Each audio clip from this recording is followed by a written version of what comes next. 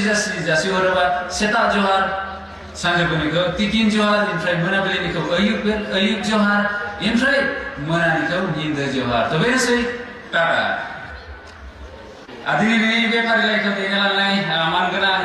मानजाथाव speaker सार बिजाबनांगौ गावनि रावखौ सोलोङाबाथाय मा जानांगौ गावनि रावा गावनि आइडेन्टिटी गावनि रावखौ सोलोंनांगौ गावनि रावखौ सोलोंबाथाय कन्फिडेन्स फैयो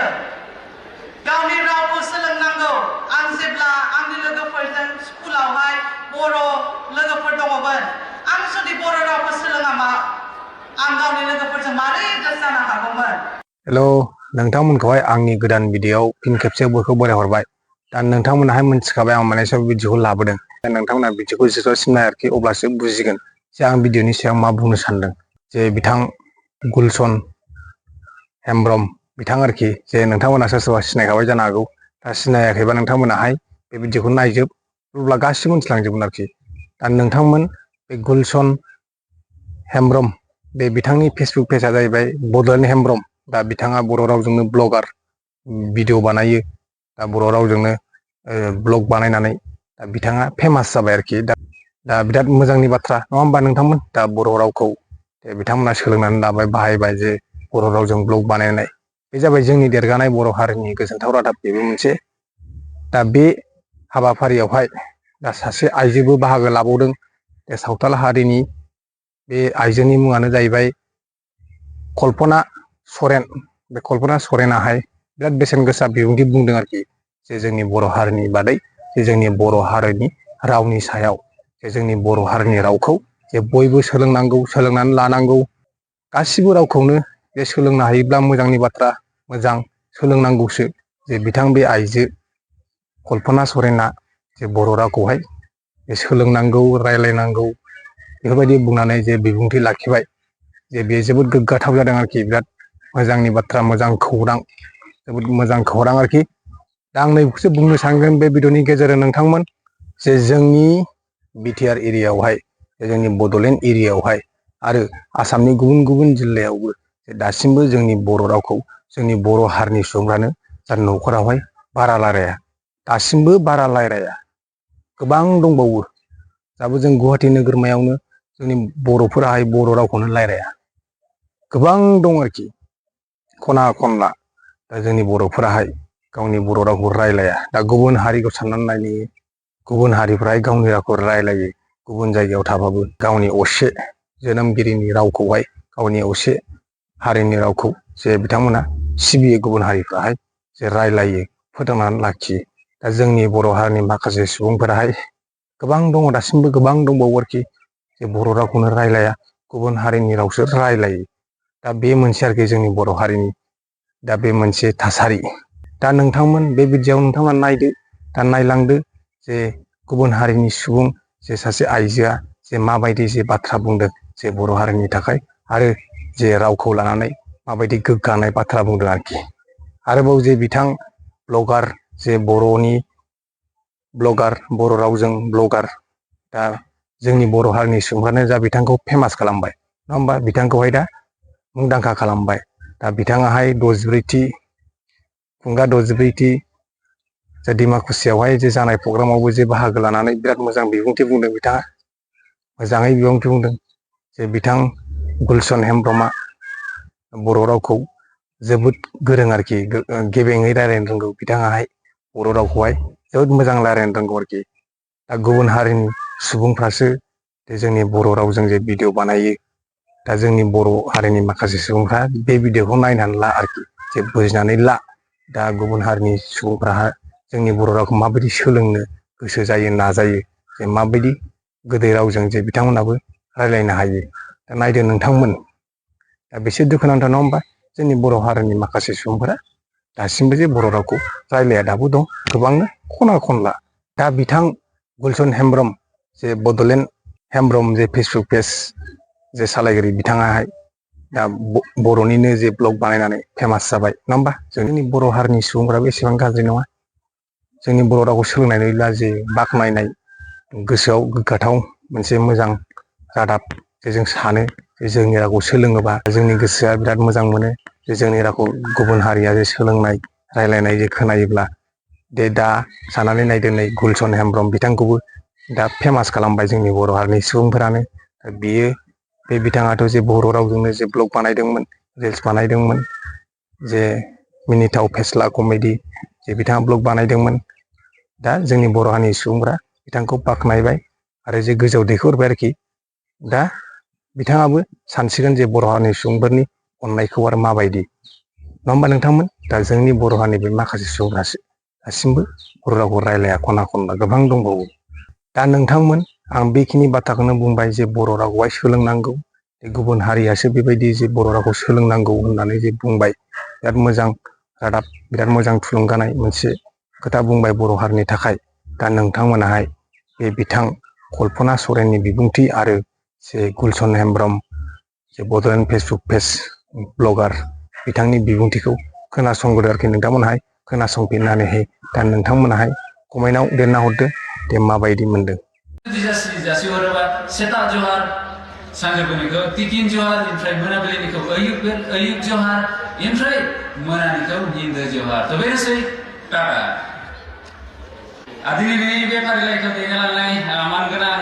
मानजाथाव स्पिकार सार बेजों लोगोसे मासियाव जिरायफैनाय बयबो डिगनिटारिस बयखौबो आंनि गोसो गोरबोनिफ्राय हामलायनायखौ जासिहरनाय जाबाय ओमफ्राय बिनि उनावनो रायजो राजा नोंथांमोन बयखौबो आंनि गोसो गोरबोनिफ्राय आंनि गोसो सिंनिफ्राय बयखौबो अननायखौ जासिहरबाय जाबाय जादो जेरै नोंथांमोना आंखौ बे भिडिअनि थाखायनो नोंथांमोना आंखौ सिनाय मोनो थ' बे भिडिअनि बायदियैनो एसे रायलायलांसै थ' गिबियावनो बारा माने मिथिखायो कि बेबायदि लेक्सारफोराव बयबो मोजांखौनो मोनथारा बेनिखायनो मानसिफोराबो बेबायदिनो खम जालांबाय थ' आंबो जेब्लानाखि बेबायदि आंबो दंमोन थ' आंबो बेबायदि खोनासंनो माने एखेबारे बाथारोमोन खिन्थु माथो बुंबावनो थ' आंनि मुङानो जादों बड'लेण्ड हेमब्रमाथ' मोनसे पेजनि नाम आंनि मुङानो जादों गुलाबसन हेमब्रम थ' सिगांनिफ्रायनो आङो सानोमोन कि मोनसे पेज खुलिनानै आङो बर' रावजों एसे रायलायगोन होननानै नाथाय आङो सानोमोन कि आंनि मानसिफ्रा मा सानगोनलै होननानै थ' सानसेखालि आं बेबायदिनो अरुणाचल थांबाय हारसिं थांबाय बिराद बरियाहैनो गिदिंबाय ओमफ्राय आङो सानदोंमोन सेरगावआव लायनो बिराद आपेल नुयो होननानै थांबाय खिन्थु आपेलानो गैले एसे जाबाय आपेलानो गैला सिजोनानो जोब्बाय ओमफ्राय बे आपेल थाइसेखौनो माथो दुखु नांथाव बेखौनो रेकर्ड खालामनो गोनां जाबाय ओमफ्राय बेखौनो आङो बर'आवबो मोनसे रेकर्ड खालामदोंमोन ओमफ्राय बेखौ फेसबुकाव हगारनायखाय ओमफ्राय नोंथांमोना जोबोद सापर्ट खालामनायखाय आङो आरोबाव साबायखर होबावो थ' आङो बे बर' रावखौ आङो स्कुलावनो सोलोंदोंमोन उदालगुरिनि जिल्लानि सिङाव थानाय डायमन्ड इंलिश स्कुलाव थ' बेयावनो आङो 12 बोसोर नार्सारिनिफ्राय क्लास 10 सिम थादों थ' बेयावनो आङो सोलोंदों ओमफ्राय नोंथांमोना मिथियो बांसिन उदालगुरियाव एसे सानजारि नालाय थ' बेयावनो आङो सानजारि सोलोंग्रोदोंमोन बे सानजारियानो आंनि गुदि होननानै बुंजायो आरो थ' बेनिखायनो आङो जेब्ला माने उदालगुरिनिफ्राय आङो तेजपुर थांदोंमोन तेजपुराव सासे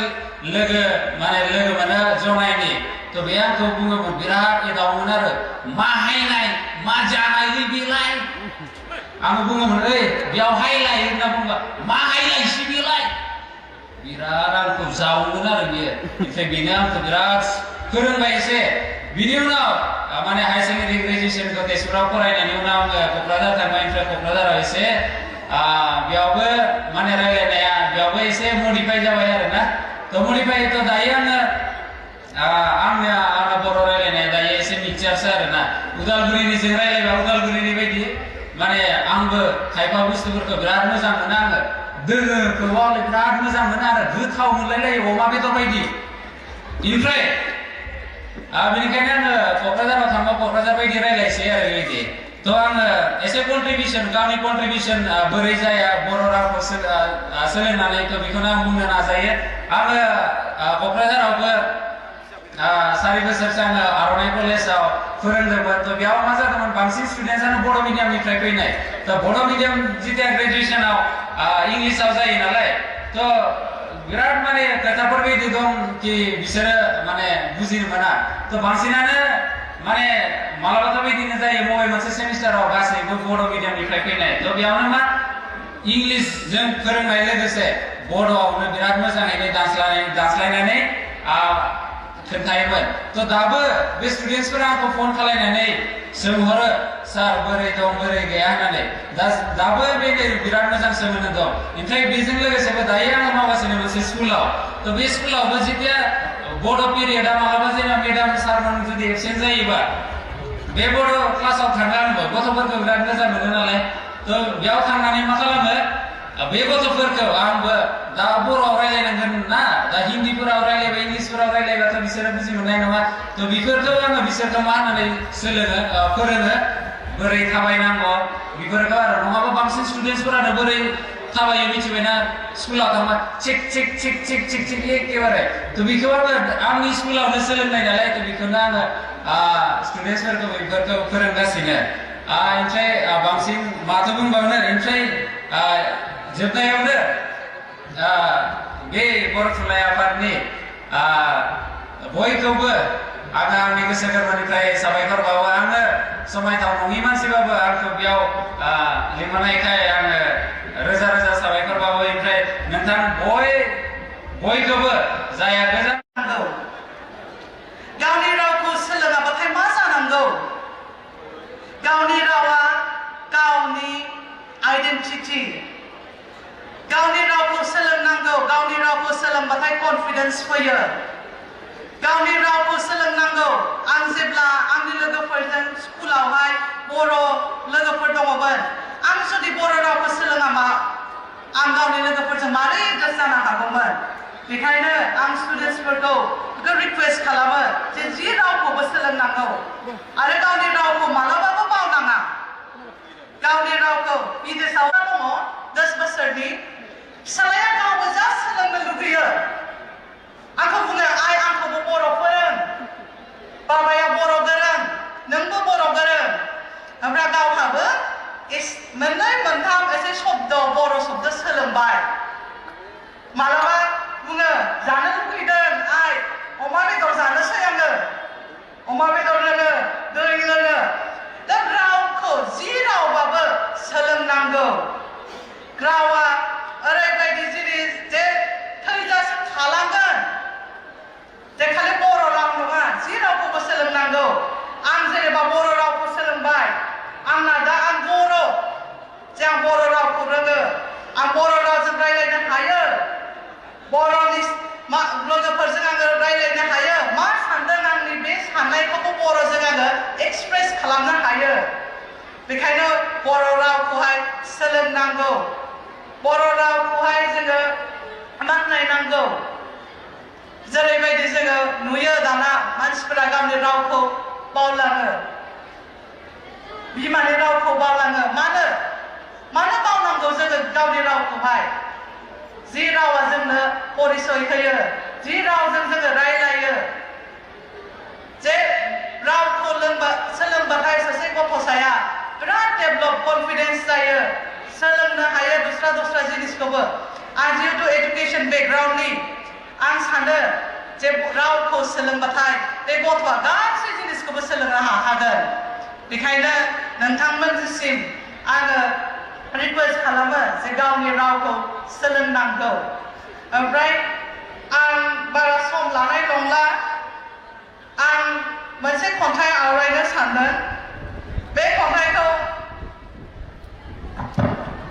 आंनो लिरदों बे खन्थाइनि मुङा जाबाय उन्दै समनि समायना बुब्लि रावा गोसोनि सानस्रि फोरमायनाय बिजाब जेब्ला सासे गथ'साया देरो गिबियावनो गावनि बिमानि रावखौ सोलोङो नाथाय आं बिमानि रावनिख्रुइ बर' रावखौ गेबेंसिनै सोलोंदोंमोन बर' हारिनि गेजेराव देरनाय बर'नि गुदि बाथौ धोरोम आरो हारिमुखौ सोलोंदोंमोन उन्दै बैसोआव बोराइ बाथौखौ फुजिनाय मोसानाय आरो मेथाइ रोजाबनाय बागुरुम्बा बेसेदे गोमोथाव बुब्लिमोन सोरगिदिं फोथाराव खारनाय आरो गेलेनाय आंनि बर' लोगोफोरजों बैग्रि जाम्बुरा खामब्रेंगा खान्थेर बायदि जानाया दुब्लिबारिनि साबसिन गोसोखांथाव बुलिमोन उन्दै समनि लोगो दालिमिखौ दिनैसिमबो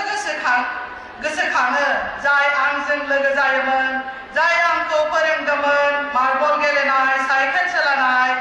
आरो मोसानाय जेब्लाबो बावनो हाया जिउनि सोमोनांथाव गोसोखांथिखौ स्कुल कलेजनि हस्टेलाव बर' लोगोफोरजों हालो दोलो बारहोनाय सम इंराजि राव अनगायै बर' रावखौ सोलोंनाय बेसेदे मुहिनि गोनां राव बर' राव गोदै आरो गुरै जायखौ आं सोलोंबाय आरो बांसिन सोलोंगोन बे रावखौ रायज्लायगोन बाख्नायगोन आंनि जिउ जोबजासिम रावबो होथाबनो हानाय नङा बर' रावजों रायलायनायाव बर' रावखौ बाहायनायाव खुलुमबाय गोजोन्थों